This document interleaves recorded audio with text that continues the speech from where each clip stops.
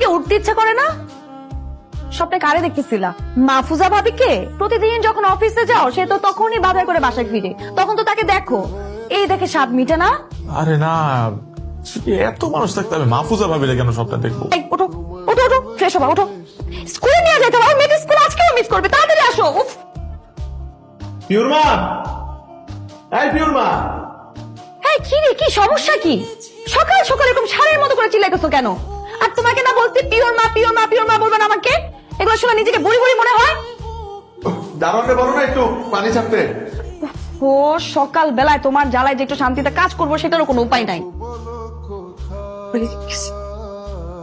আসসালামু আলাইকুম ভাবি। ওয়ালাইকুম আসসালাম। আজকে কিন্তু ভাই আপনাকে অনেক হ্যান্ডসাম লাগছে। আজকে আপনাকেও দেখতে সুন্দর লাগতেছে। কি যে বলেন ভাই, আমি যাই। বাবা তুমি এই আন্টির সাথে কথা বলছো কেন? নানা তোমাকে এই আন্টির সাথে কথা বলতে নিষেধ করেছে। দাঁড়াও, মা আমাকে নিতে আসলে আমি মাম্মাকে সব বলে দিব। না না মা, মাম্মাকে সব বলতে হয়? তাহলে আমাকে আইসক্রিম কিনে দাও। ওরে বাবা রে, নিজের বাপে ব্ল্যাকমেল করতেছস? ঠিক আছে, না দিতে চাইলে না আমি মাম্মাকে আমার সব বলে দিব। না না না না, ঠিক আছে।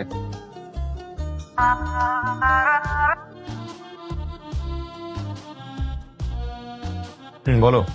এই শোনো না, আসার সময় একটু কচুরমুখী নিয়ে এসো তো। মা না কচুরমুখী খাইতে চাইছিল। আচ্ছা ঠিক আছে, নিয়ে আসবো। এই শোনো না, আরেকটা কথা, ওই দেখো তো ইলিশ মাছ পাওয়া যায় কিনা। মানে তোমার কাছে টাকা কি আছে? ইলিশের যে দাম। না টাকা হবে, অসুবিধা নেই, আনবো। আচ্ছা শোনো না, হ্যাঁ বলো, শুনছি। তুমি কি করো? আমি আমি ভ্যারেন্ডা ভাজি, আপনি রাখেন আপনার ফাঁকি বাজি। প্রেমে হেলা বাদ দিয়ে মন দিয়ে অফিসে কাজ করো। এই যে তুই এত বড় একটা কোম্পানির মালিক, কিন্তু বাসায় বলিস তুই একটা কর্মচারী। এত টাকার মালিক তুই, তারপরও লাইফটা মিডল ক্লাস মানুষদের মতন। এর কারণটা কি বল? তুই জানিস আমার প্রতিটা সকাল শুরু হয় নাদিয়ার সাথে খুনসুটি দিয়ে। আমি যে খুব ঘুম কাতুরে লোক তা কিন্তু না, আমি ইচ্ছা করে দেরি করে ঘুম থেকে উঠি। আরো প্রতিদিন সকালবেলা এক একটা অভিনব পদ্ধতি বের করে আমাকে ঘুম থেকে ওঠানোর জন্য।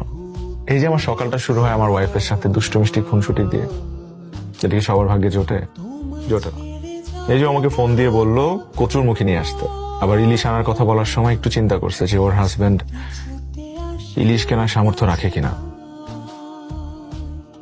এই মানে এইটার পেছনে যে একটা দরদ না, মানে এই দোষ, এগুলা কিচ্ছু থাকবে না যখন তারা জানতে পারবে যে আমি অনেক টাকার মালিক। ইদানিং তুমি আমার দিকে খেয়ালই করছো না। খেয়াল করি না মানে? আমি তো সারাক্ষণ তোমার দিকেই তাকায় থাকি, তোমারই দেখি। কোচও দেখো, আমি যে ইদানিং ডায়েট করতেছি, শুকানোর চেষ্টা করতেছি, একবার নোটিস করছো এটা? ও শুকাইছো নাকি? এই বয়সে কার জন্য শুকাইতেছো? মাহফুজা ভাবির হাজবেন্ডের জন্য। আচ্ছা সরি সরি।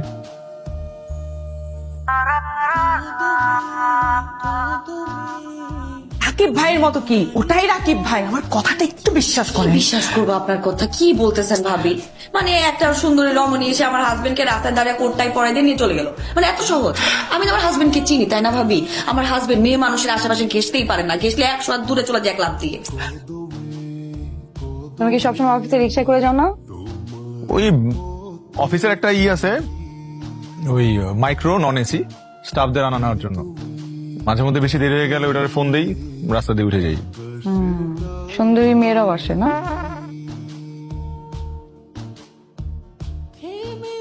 হ্যালো, আসসালামু আলাইকুম স্যার। ওয়ালাইকুম সালাম। জেরিন, জি স্যার। শোনেন, একটা কাজ করেন, আজকে আমাকে নিতে আসতে হবে না, আমি আমার মতো চলে আসতেছি, আপনারা আপনাদের মতো চলে যান। ওকে স্যার, ওকে। এক্সকিউজ মি, আমি মিস্টার রাকিবের সাথে দেখা করতে আসছি। আমি মিসেস রাকিব। ও শিওর ম্যাম। উনি কি আছেন? ভাবি আপনি এখানে? ও ভাইয়া, আসসালামু আলাইকুম। কি মনে করে? এই আসলাম আর কি রাকিবের সাথে দেখা করতে। আর রাকিবের সাথে? ও আছে, অ্যাকাউন্ট রুমের দিকে আছে। ভাবে আপনি একটু ওয়েট করেন, আমি দেখছি। আপনি তো রাকিবের সাথে দেখা করবেন, আমার সাথে আর দেখা করবেন না। কিছু বলেন না ভাইয়া। আসেন মা, চলো। এমনি ভালো আছেন তো? আমি ভালো আছি। আচ্ছা মা। ভূত দেখছিস নাকি? আরে তার থেকেও সিরিয়াস, ভাবি আসছে। কার ভাবি? তোর ভাবি।